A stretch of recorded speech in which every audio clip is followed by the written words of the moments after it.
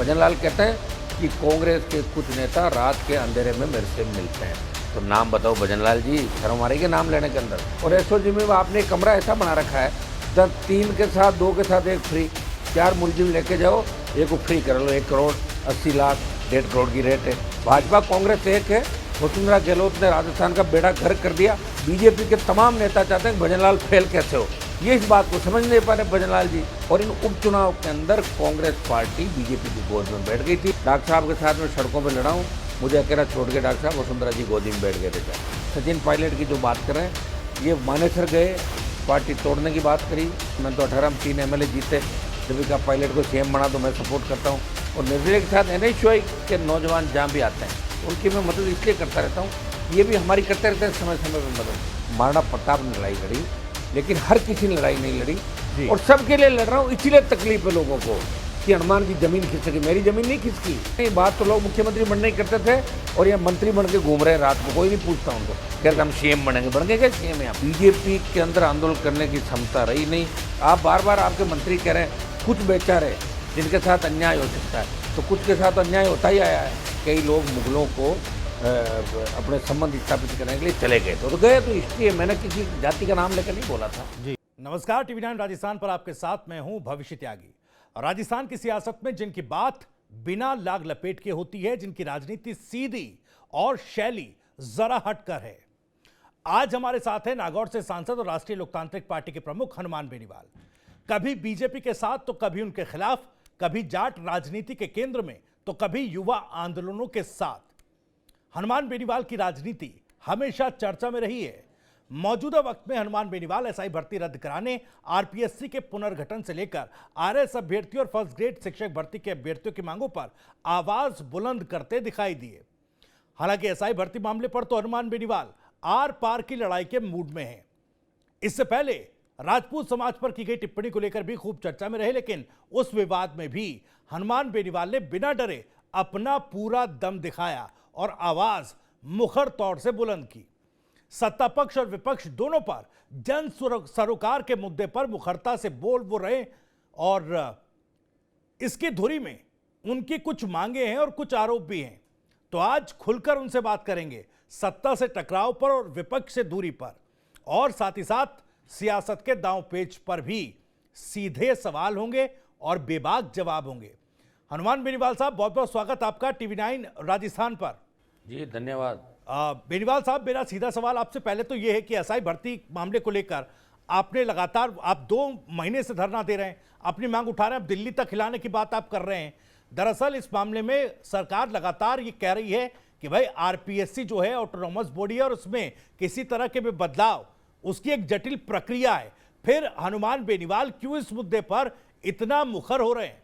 देखिए, भारतीय जनता पार्टी 23 के जब चुनाव के अंदर थी और उससे पहले 1 साल जब यहाँ हम आंदोलन कर रहे थे, रीट लेवल 2nd और 1st को निरस्त करने की हम बात कर रहे थे, तब हज़ारों लोगों के साथ मैंने राजस्थान में आंदोलन किए और हम रीट के दोनों एग्ज़ाम रद्द कराने की बात कर रहे थे। जब रीट के पेपर बाजार के अंदर आ गए थे और ये लोकसभा के अंदर भी हमने इस मामले को बार बार उठाया।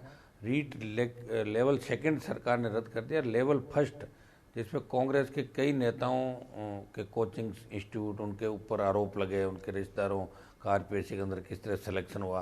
तो बीजेपी के लोग उस समय जब RLP आंदोलन कर रही थी, इनको लगा कि हम पीछे नहीं रह जाएं, तो सदन के अंदर भी बीजेपी रोज आरोप लगाती थी कांग्रेस के नेताओं पे। गहलोत की सरकार थी, उनके बड़े से बड़े नेता और सड़क पे ये आंदोलन करते थे। तब भजनलाल जी पिक्चर में नहीं थे, पोस्टर पे फोटो होती थी वसुंधरा राजे की, राजेंद्र राठौड़ की, CP जोशी की, सतीश पूनिया की, और कई बार ये कहते हुए नजर आते थे, देखो बौछार करो हमारे ऊपर, फोटो खींचो। मतलब लाइमलाइट कि बीजेपी सत्ता इस मुद्दे को भुना रही है, राजस्थान में पेपर लीक हो रहे हैं, गहलोत सरकार भ्रष्ट है, तंत्र भ्रष्ट है। चूंकि RLP बजरी माफिया के खिलाफ राजस्थान में आंदोलन कर रही थी और बीजेपी के अंदर आंदोलन करने की क्षमता रही नहीं, तो इनके नेता इन मुद्दों को लेकर लगातार लगे हुए थे। और 23 का जो इनका घोषणा पत्र था, जब प्रधानमंत्री आए, अमित शाह गृह मंत्री जी आए, तो अमित शाह जी तो भर्तियों के नाम लिए, 15 भर्तियों के, कि इन भर्तियों में पेपर आउट हुए और इनको रद्द कराएंगे, हमारी सरकार बनेगी। मोदी जी ने कहा कि पेपर लीक का जो माफिया है उसको पाताल से भी ढूंढ निकालेंगे। ये तो बीजेपी का मुद्दा है, ये मेरा मुद्दा थोड़ी है। मेरा मुद्दा तो पहले से ही था, मैं कोई नया मुद्दा नहीं ले रहा हूँ। मैं बीजेपी को याद दिला रहा हूँ कि एसआई भर्ती जिसके अंदर 859 में से 500 से ज़्यादा थानेदार फर्जी शो पकड़े गए, 500 फर्जी है। ये एसओजी कोर्ट में कह चुकी है, सरकार कोर्ट में कह चुकी है, उपसमिति कह चुकी है, डबल एजी कह चुका है, पीएचक्यू कह चुका है। जब सारे लोग कह गए तो आपको क्या चिंता भजनलाल जी, क्यों नहीं आप इस भर्ती को रद्द कर रहे हो? आप बार बार आपके मंत्री कह रहे हैं कुछ बेचारे जिनके साथ अन्याय हो सकता है, तो कुछ के साथ अन्याय होता ही आया है। आज से आज तक अन्याय हुआ है धरती पर, आप उठा के देख ले सारी हिस्ट्री, कि सुप्रीम कोर्ट भी कह रहा है कि अगर 30% 35% भर्ती के अंदर सत्यता नहीं हो और पेपर आउट की हो तो उनको रद्द कर देना चाहिए। बंगाल और बिहार के अंदर मामले में सुप्रीम कोर्ट के निर्देशों की पालना हुई। मैं कह रहा हूँ कि तो पेपर पहले ही चला गया, इसमें आरपीसी के 2 मेंबर पकड़े गए, उनके बच्चे, लेकिन किसी भी चेयरमैन पे उंगली नहीं उठी। देखिए आप, ये होता है सत्ता का खेल, जिसमें कांग्रेस बीजेपी किस तरह मिलकर अपने लोगों को बचाती है। भूपेंद्र यादव, संजय सूत्रीय, आपके शिव सिंह राठौड़, और चौथे आपके ये जो थे बीच में एक चेयरमैन और थे, दीपक उप्रेती। उन किसी चेयरमैन से किसी तरह की पूछताछ नहीं हुई। 2014 के अंदर जब मैं विधायक था 13 में, तब आरपीएससी के चेयरमैन के खिलाफ मैंने विधानसभा में मामला उठाया। वो अपनी बेटी के नंबर बढ़ा रहे थे खुद ही। बाद में गुलाब जी कटारिया गृह मंत्री थे राजस्थान में, वो खड़े हुए, उन्होंने कहा मैं इसकी तह तक जाऊंगा, कोई भी होगा बख्शा नहीं जाएगा। हमने पीछा किया और चेयरमैन सलाखों के पीछे गए। ये 13-14 की बात है। आखिर क्या मजबूरी होगी भजनलाल जी की, क्या मजबूरी होगी बीजेपी को नेताओं की जिनके पोस्टर पे फोटो थी? और हाँ ठीक है, वो सीएम नहीं बने, हार गए, वो बात दूसरी है, लेकिन हारना सीएम नहीं बना इसका मतलब थोड़ी पार्टी का एजेंडा खत्म हो जाएगा। हमने प्रधानमंत्री जी समय मांगा है, 62 दिन से हम बैठे हैं, 1 लाख से ज्यादा जवानों ने आक्रोश रैली की, जेल भरो आंदोलन चलाया, राज्यपाल से मिले, और उस समय सरकार की तरफ से प्रतिनिधि के तौर पर कमिश्नर संभागीय तो हमारे धरना स्थल पर आए। उन्होंने कहा कि सरकार संज्ञान ले रही है, आप एक बार लॉ एंड ऑर्डर नहीं बिगड़े, कुछ नहीं करें। हमने नहीं किया। अब उन्होंने प्रधानमंत्री से समय मांगा, नहीं मिला समय, गृह मंत्री जी से मांगा है, वो चाह रहे गृह मंत्री जी इस मामले को देखें। हमने उनसे भी मांगा समय, अभी मिला नहीं। एक डेलीगेशन के रूप में दिल्ली के अंदर हम दोनों नेताओं को उनको वीडियो दिखाना चाहते हैं, वो बात याद दिलाना चाहते हैं, जब बड़ी बड़ी बातें करके इन्होंने नौजवानों का वोट राजस्थान में लिया। जितने भी फर्जीवाड़े गहलोत सरकार के समय हुए, हम उनकी जांच कराएंगे, भर्तियों को रद्द करेंगे और बड़े मगरमच्छों को सलाखों के पीछे डालेंगे। नंबर तो आपने डाल दिए, लेकिन बड़े मगरमच्छ कांग्रेस के नेता, जिनके लिए भजनलाल कहते हैं कि कांग्रेस के कुछ नेता रात के अंधेरे में मेरे से मिलते हैं, तो नाम बताओ भजनलाल जी, शर्म आ रही है नाम लेने के अंदर? आप चीफ मिनिस्टर राजस्थान के, आप किसको कह रहे हो? आपके हाथ में तो सारी एजेंसियां हैं, सारी चीज है। आपकी एसओजी को स्टाफ दो, आप 30 का स्टाफ है, और एसओजी में आपने एक कमरा ऐसा बना रखा है जहाँ 3 के साथ 2 के साथ 1 फ्री, 4 मुलजिम लेके जाओ, एक को फ्री कर लो, 1 करोड़ 80 लाख 1.5 करोड़ की रेट है।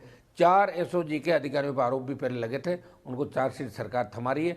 जब इन्होंने कटारा को सेकंड ग्रेड के मामले में उदयपुर के अंदर लाए थे पूछताछ में, वो ऐसा इंटरव्यू के अंदर उस समय कटारा मेंबर थे, अगर उसी समय कटारा से पूछताछ हो जाती तो ये स्थितियां नहीं बढ़ती। उन्होंने साफ साफ पैसे लेके चारों एसओजी के अधिकारियों ने कटारा को उसी समय बचाया था, उनको सारी बात का पता था, और वो चारों अधिकारी अभी तक सलाखों के पीछे क्यों नहीं है? ये राजस्थान का आम आवाम चीख चीख के पूछ रहा है। भाजपा कांग्रेस एक है, वसुंधरा गहलोत ने राजस्थान का बेड़ा गर्क कर दिया, और ये कर दिया भजनलाल जी ने मिला जो जुला। बीजेपी के तमाम नेता चाहते हैं कि भजनलाल फेल कैसे हो, ये इस बात को समझ नहीं पा रहे। भजनलाल जी जो सच बोलता है उसी के पीछे हो जाता है। हमारे लोग आरोप प्रत्यारोप लगाते हैं, उनको रोज थानों में बंद करें, उनके मुकदमे दर्ज हो रहे हैं। बस एक ही इनका टारगेट है कि अब समय पास कैसे करें। और इन उपचुनाव के अंदर कांग्रेस पार्टी बीजेपी की गोद में बैठ गई थी। भजनलाल जी ने कहा कि मैं पकड़ूंगा 3-4 नेताओं को, दिल्ली से मेरे पास समाचार है, तो कैसे आप पकड़ो मत, आप जिनको कहूं उपचुनाव में टिकट दे दें। और 4 जगह कांग्रेस ने अपनी जमानत जब्त करा के अपनी ऐसी तैसी राजस्थान में कराई। तो इससे ज्यादा मिलाजुली का खेल क्या होगा राजस्थान में, बताओ आप मुझे। यही मैं सवाल कर रहा हूँ कांग्रेस के नेताओं से, बीजेपी के नेताओं से। मैं इंडिया अलायंस में इनके साथ नारे लगा रहा हूँ, राहुल गांधी के साथ खड़ा होके। जी, मैं टोकते हुए सर सवाल पूछना चाह रहा हूं हनुमान जी। एक सवाल ये, क्योंकि देखिए राजस्थान में एसआई भर्ती को लेकर जिस तरीके से आप आवाज उठा रहे हैं, भाई जांच भी हो रही है, कई गिरफ्तारियां, 100 से ज्यादा गिरफ्तारियां हो चुकी है। ट्रेनी एसआई जो हैं वो कई सारे गिरफ्तार हो चुके हैं, 50 से ज्यादा कुछ जो आंकड़ा है। लेकिन सवाल ये है कि अगर जिस तरह के आरोप आपके हैं, इस मामले में किरोड़ी मीना भी मुखर हुए थे, उन्होंने एसओजी के सामने जाकर कुछ सबूत भी पेश किए। आप आरोप लगाते हैं, 2 आरोप बड़े आपके जिनकी चर्चाएं होती है, जैसा आपने अभी भी जिक्र किया कि एक आरोप ये कि भाई यहां पर 3 लाओ और एक को फ्री करा ले जाओ, और दूसरा आरोप कई गर्लफ्रेंड्स का जिक्र आप करते हैं। कई बार मैंने आपके बयानों में सुना भी है कि भाई कई अधिकारी वो तो मेरे पास लिस्ट है, सुनो, उनको बचाने का काम हो रहा है। तो इस तरह के अगर सबूत है तो हनुमान बेनीवाल वो सबूत सामने क्यों नहीं रखते? सही है, बता दिए ना सारे, वो तो हमने लिख के दे दिए साहब सारे जी, और उन मंत्रियों पर आरोप भी लगा दिए, लेकिन सुनता कौन है ये तो बताओ। आज आप लाइव दिखा रहे हो, आपके जितने फॉलोअर है देख रहे हैं सारे देश के अंदर, मैं मेरी आवाज़ उठा रहा हूँ, मैंने ताकत दिखाई, 1 लाख जवान आ गए एक आवाज़ पे, मैं दिल्ली कूच भी कर दूंगा, लेकिन सरकार मेरे हाथ में थोड़ी है, सरकार मैं थोड़ा ही हूँ। हाई कोर्ट से बहुत बड़ी उम्मीद थी बच्चों को, कोर्ट भी 1 महीना आगे तारीख दे के कोर्ट भी चला गया, छुट्टियाँ हो गई। अब लोग कहाँ जाएँ बताओ मुझे? लोकतंत्र का चौथा स्तंभ मीडिया है, हम तो किसी स्तंभ के अंदर, हम विधायिका के अंदर है, विधायिका में जिनका बहुमत होता है उन्हीं की चलती है। मैं तो एक MP हूँ और मैं हमेशा पहले बीजेपी के साथ था। फार्मर के मामले में आप ये सवाल पूछोगे मैं पहले ही जवाब दे दूं कि किसान जवान के लिए पार्टी बनाई और किसानों को आवश्यकता पड़ी तो मैंने सत्ता को ठोकर मारी, मंत्री पर ठुकराए और सड़कों पर आ गया। अग्निवीर की लड़ाई देश में सबसे बड़ी मैंने लड़ी और आज भी जब कांग्रेस इंडिया अलायंस के अंदर आया तो कांग्रेस मेरे दरवाजे पर आई थी। 3 सीट की बात करके एक बाड़मेर से छुरा पीठ में घोंपा, बाड़मेर वालों को ले गए और मुझे जितना करना था परेशान। वो दोनों पार्टियों की इनकी पॉलिसी है कि थर्ड फोर्स है, नई ताकत राजस्थान में नहीं आई, कहीं भी नहीं आए। हमेशा इंडिया अलायंस के अंदर भी सबसे लड़ते रहते हैं, ये सपा से लड़ते हैं, TMC से लड़ते हैं, जहां मौका लगता है कांग्रेस वार करती है हाउस के अंदर, लेकिन फिर भी हम इनके साथ खड़े रहते हैं। और इस हिसाब से कांग्रेस का कोई देश में बड़ा फ्यूचर मुझे लग नहीं रहा जो हालात यहाँ पे। लेकिन बीजेपी को ये करने की आवश्यकता नहीं, बड़े मगरमच्छों को पकड़े, SI भर्ती रद्द करे, बीजेपी का कमिटमेंट था। 62 दिन से हम बैठे हैं सड़क पे, 1 लाख से ज्यादा ताकत दिखा दी, गिरफ्तारियां दे दी। बीच में राकेश बिश्नोई का मामला है, इसमें भी हमने 7 दिन आंदोलन किया। दिल्ली कूच भी करेंगे, लेकिन दिल्ली कूच के लिए आपको पता है कि मौसम, सारी व्यवस्थाएं, अग्निवीर को भी हम साथ लेंगे, उसमें कम से कम 1 लाख जवान चाहिए दिल्ली कूच के लिए और 1 लाख जवानों की व्यवस्था करने में थोड़ा सा समय लगता है। 2, 5, 7 दिन के अंदर हम इसका ऐलान कर देंगे दिल्ली कूच का। और जो कहा है वो आज तक किया है, कभी उससे पीछे नहीं हटे। ऐसा नहीं है कहा कुछ कर कुछ दिया, इसीलिए तो अकेला लड़ रहा हूँ राजस्थान के अंदर। सारा कुछ न्योछावर कर दिया, सारा कुछ बर्बाद हो गया, लेकिन फिर भी बच्चों के लिए, किसानों के लिए, जवानों के लिए लड़ाई लड़ता रहा हूँ।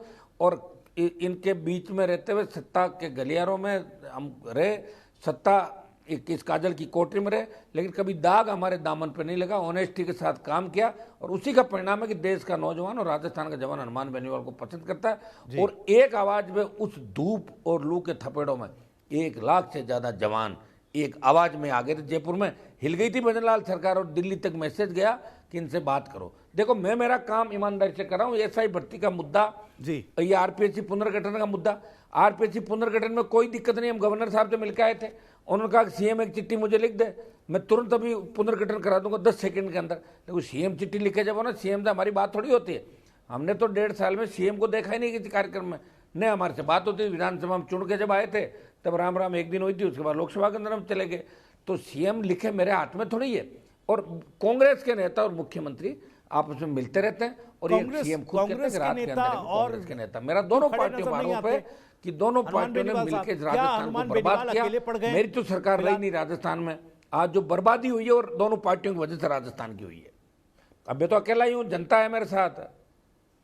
अब देखिए जो हाल ही में राजस्थान का जवान किसान मेरे साथ है जी, और 100% साथ है, वक्त आने पे साथ दिखाए जी।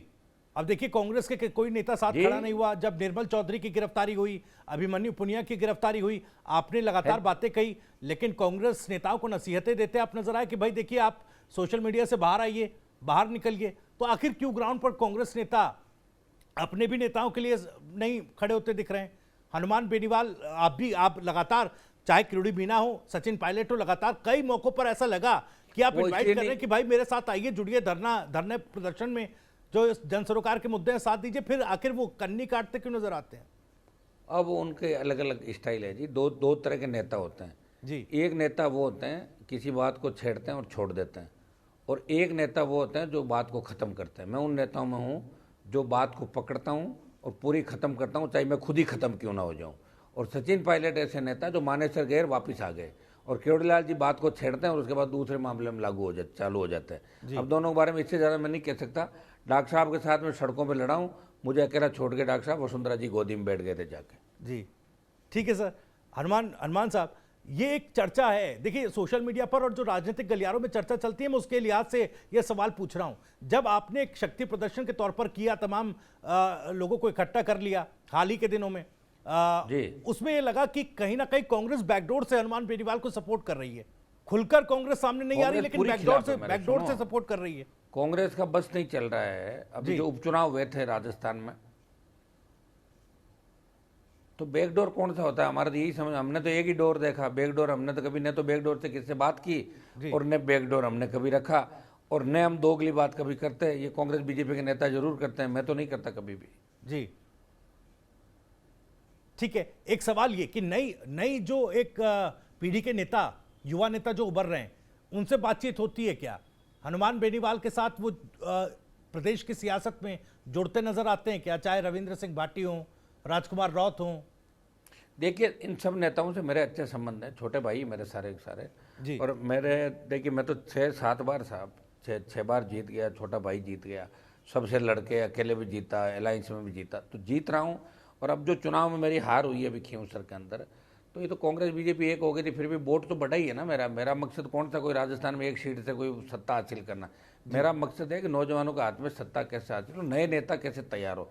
राजस्थान में तमाम घराने हैं, चाहे किसान राजनीति के हो, दूसरे, जो लोगों के बीच ठगी करके और लोगों को बरगलाते थे, विकास नहीं करवाते थे, शिक्षा की बात नहीं करते थे, लोगों को जिस तरह उन्होंने परेशान किया राजस्थान में, और बराबर सेकंड दर्जे के नेता तैयार नहीं किए अपनी अपनी जातियों में।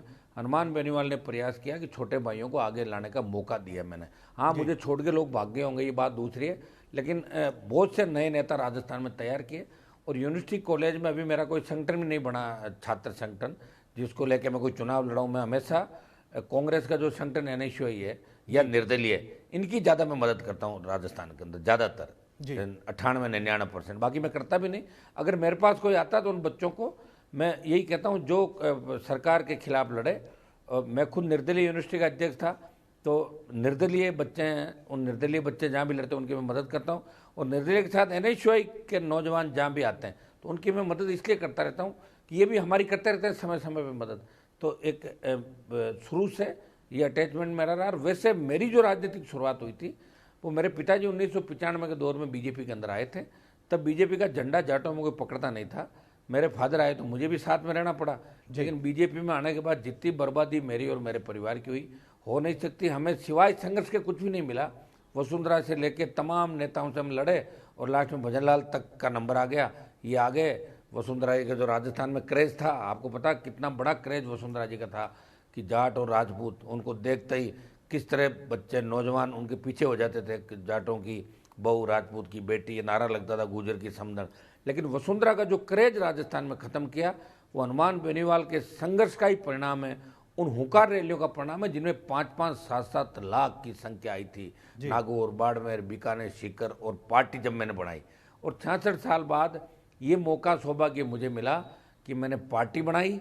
मेरे से पहले कोई पार्टी नहीं बना पाया। डॉक्टर साहब ने कोशिश करी, केवड़लाल जी ने, लेकिन वो संगमा की उदार की पार्टी लाए थे और बाद में उसी पार्टी ने उनको पार्टी से बाहर निकाल दिया। तो पहली पार्टी मैंने बनाई और सेकंड राजकुमार रौत ने बनाई। इनसे सबसे मेरे अच्छे संबंध हैं। जितने भी नौजवान नेता है ये आगे बढ़े। मैं तो कह रहा हूँ हम सब मिलकर लड़ें और इन दोनों पार्टियों से राजस्थान का पीछा छुड़ाएं। ये मेरी इच्छा, सब नौजवानों को मैं आमंत्रित करता हूँ कि हम मिलकर लड़ाई लड़ेंगे आने वाली। अभी तो बड़ा अग्रेसिवली काम कर रहे हैं किरोड़ी लाल मीणा साहब भी। देखिए नकली खाद बीज पर किस तरीके से छापेमार कार्रवाई कर रहे हैं, उसको लेकर क्या हनुमान बेनीवाल का क्या रुख है उस पर? और जैसा हमने देखा धरने प्रदर्शन में भी वो पहुंचे, वो क्या भजनलाल जी का विरोध कर रहे हैं, खाद का कर रहे हैं, पता ही नहीं चल रहा फिर इस बात। जी हाँ ठीक है सर, एक सवाल मेरा और भी, क्योंकि कई लोग कहते हैं कि चुनावी लिहाज से हनुमान बेनीवाल की जमीन, सियासी जमीन थोड़ी सी सरकी है। चाहे विधानसभा का चुनाव देखिए, उपचुनाव देखिए, खीमसर सीट पर क्या हाल हुआ, और इसलिए शायद हनुमान बेनीवाल को अब लगने लगा है कि भाई ये किसानों और युवाओं की बात फिर से उठानी पड़ेगी, उस दिशा में आगे बढ़ना पड़ेगा, वहां दिखना पड़ेगा उनके साथ खड़े हुए, तभी जाकर वो चुनावी जमीन जो है वापस मिल पाएगी, सियासी जमीन जो है।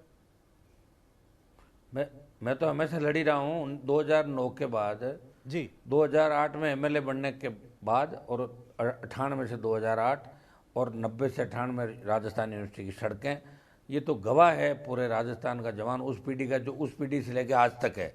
कई नए बच्चों को तो पता ही नहीं कि मैं कब लड़ा कब नहीं लड़ा, जो नए वोटर हैं जी। लेकिन मैं लड़ता रहा। और एक मेरी आदत है, मैं कंप्रोमाइज़ नहीं करता, मैं लड़ता ही रहता हूँ। जिनसे मेरी दुश्मनी है पॉलिटिकल, जिनसे दिल से दुश्मनी है उनसे दिल से ही दुश्मनी है, उनसे राम राम नहीं मेरी आज भी। और जिनसे है उनसे अगर पॉलिटिकल कोई बात है तो वो भी हम सारी बात ध्यान रखते हैं।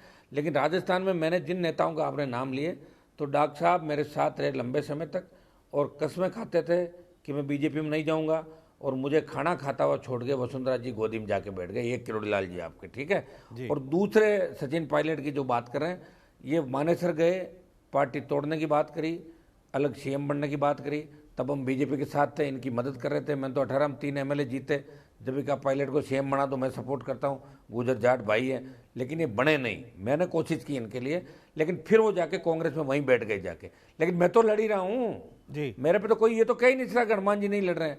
अब तो मैंने पंचायत चुनाव भी लड़ाए राजस्थान में, 5 प्रधान बनाए। कौन सा व्यक्ति है जिसने पार्टी बना के पंचायत चुनाव लड़ाए? एक पालिका का चेयरमैन बना, तमाम उपचुनाव लड़े, हर उपचुनाव में कहीं सेकंड कहीं तीसरी पोजीशन, अच्छे वोट लिए 7 उपचुनाव के अंदर राजस्थान में पिछली बार। और अब भी खींवसर की सीट मैंने खाली करी। मैं चाहता तो मेरी पत्नी को या घर से एमपी बना लेता, खुद एमएलए रहता, मुझे कौन रोक रहा था? मुझे तो इस्तीफा देना था। मैंने इस्तीफा दे के देखा कि जनता में करंट कितना गया, आगे 28 के लिए करंट है कि नहीं। मैंने करंट देखा, करंट बड़ा जरूर है, लेकिन सारा दूसरा करंट था वो एक हो गया, कांग्रेस बीजेपी गोद में बैठ गई।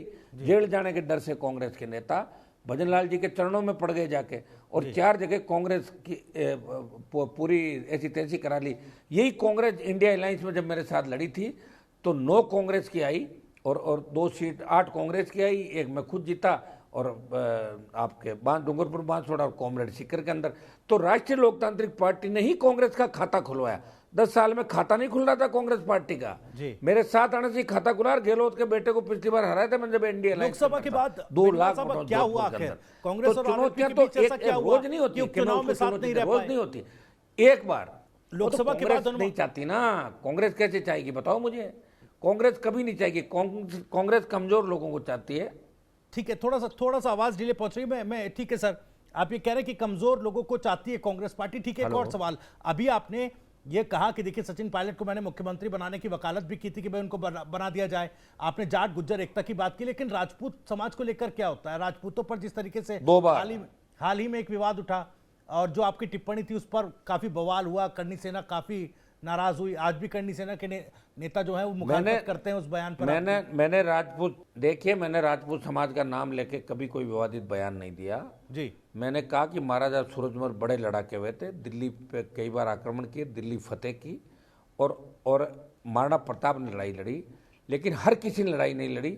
कई लोगों ने, मैंने ये कहा कई लोग मुगलों को अपने संबंध स्थापित करने के लिए चले गए थे, तो गए तो हिस्ट्री है। मैंने किसी जाति का नाम लेकर नहीं बोला था जी। वो फिर देश के लोगों, कई लोगों ने, दूसरे इनके संगठन, इन्होंने इस तरह जो एक वो करके मेरे खिलाफ हमला बोला, और मुझे कहा हनुमान जी को तो हम नागौरी नहीं जाने दें। किस तरह की बातें कर रहे हो? राजपूत समाज सभ्य समाज है, और जाट और राजपूतों के अंदर एकता रही हमेशा राजस्थान के अंदर। मैंने राजपूतों के मामले भी उठाए, ईडब्ल्यूएस आरक्षण की मैंने वकालत करी, ब्राह्मण बनिया राजपूत की। राजपूत समाज के बहुत से मामले जहाँ आए, मुझे जहाँ जरूरत पड़ी सामाजिक तौर पे, मैंने मदद की हमेशा। हमारे मन के अंदर जब पार्टी बना के हम बैठे हैं, पिछली बार 3 टिकट राजपूतों को दिए, इस बार भी 2 टिकट राजपूतों को दिए। जहाँ मावली में तो 45,000 के लगभग वोट लिए थे, उदयपुर की मावली के अंदर। ऐसा नहीं कि कोई एक समाज का नेता हूँ, सारे समाजों को साथ लेके चलता हूँ मैं राजस्थान के अंदर। देश की सबसे बड़ी पंचायत के अंदर मैं आहिर रेजिमेंट बनाने की बात करता हूँ, गुजर रेजिमेंट बनाने की बात करता हूँ। भूंगरा का जो राजपूत समाज का मामला होता है सबसे पहले उठाता हूँ मैं। शेड्यूल कास्ट में जो अत्याचार हो रहे हैं राजस्थान में, महिला उत्पीड़न, पहलवान बेटियां जब देश के अंदर बैठी थी, हनुमान बेनीवाल जाता है। किसानों के लिए जो पंजाब का आंदोलन होता है उसमें जाता है, अग्निवीर देश का आंदोलन उसमें जाता, तो उसमें तो जाट राजपूत सारे ही होते हैं। तो मैं सबके लिए लड़ रहा हूँ, कोई मेरे लिए थोड़ा लड़ रहा हूँ अकेले के लिए, और सबके लिए लड़ रहा हूँ। इसीलिए तकलीफ है लोगों को कि हनुमान की जमीन खिसकी। मेरी जमीन नहीं खिसकी, मेरे परिवार ने 16 चुनाव लड़ लिए, लोकसभा विधानसभा 77 में पिताजी एमएलए थे। 16 चुनाव में से 10 के लगभग जीत गए हम लोग, हमारी जमीन नहीं खिसकी। कई लोगों को पता ही नहीं पूरी हिस्ट्री, पता करेंगे जब पता लगेगा हनुमान जी कहाँ से आ रहे हैं क्या है। और रहा वहाँ 1 नंबर पर रहा, 2 नंबर 3 नंबर पर कभी नहीं रहा, वहाँ साइड में बैठ गया। लेकिन इस तरह नहीं, बात तो लोग मुख्यमंत्री बनने ही करते थे, और यहाँ मंत्री बन के घूम रहे हैं रात को, कोई नहीं पूछता उनको। कहते हम सीएम बनेंगे, बन गए क्या सीएम? यहाँ पे देखा मैंने कितने लोग सीएम बने राजस्थान में। ठीक है, बेनीवाल साहब, थोड़ा वक्त सीमित ही है, मैं आखिरी सवाल पूछ रहा हूं आपसे, क्योंकि अभी आप कह रहे हैं कि भाई दिल्ली में प्रधानमंत्री से वक्त लिया, नहीं मिल पाया, अमित शाह साहब से वक्त लिया है, अब उसका इंतजार आप कर रहे हैं। अगर उनसे भी वक्त नहीं मिल रहा है तो फिर क्या कुछ रणनीति होगी और क्या कुछ करेगी आरएलपी और हनुमान बेनीवाल, क्या कुछ रहेगा आगे? देखिए, 1 लाख से ज़्यादा लोगों को लेके इस रोड से हम मूवमेंट हमारा रहेगा दिल्ली का, दोनों तरफ जो राजस्थान की सड़कें हैं, और हम कोशिश ये करेंगे हरियाणा यूपी के जवानों को भी साथ लें। अग्निवीर के मामले को इसमें हम शामिल कर लेंगे साथ में, अग्निवीर, ताकि हमें बार बार कूच नहीं करना पड़े, उसका भी फैसला हमें करवाना। क्योंकि हमारे संघर्ष से ही 25% अग्निवीर का जब हमने संघर्ष किया तो 50% सरकार ने किया। डरी हुई सरकार बोली कि 50 को हम रख लेंगे और 50 को वापस भेजें, पहले 25 रख रहे थे। और ये अग्निवीर का जो अपमान जिस तरह हो रहा है, सेना का अपमान हो रहा है, हमें सेना का सम्मान लौटाना, ये लड़ाई जवान लड़ रहा है देश की, ये हनुमान बेनीवाल लड़ाई लड़ रहा है अग्निवीर के लिए। वो कूच में ये भी मुद्दा शामिल होगा हमारा। चलिए ठीक है हनुमान बेनीवाल साहब, TV9 राजस्थान को वक्त आपने दिया, अपने बिजी शेड्यूल से वक्त निकाला, बहुत बहुत शुक्रिया इस चर्चा के लिए, इस बातचीत के लिए और बेबाक जवाबों के लिए। तो फिलहाल इतना ही, लेकिन राजस्थान से जुड़ी और भी तमाम खबरों को सबसे पहले जानने के लिए आप सब्सक्राइब जरूर कीजिए TV9 राजस्थान। नमस्कार।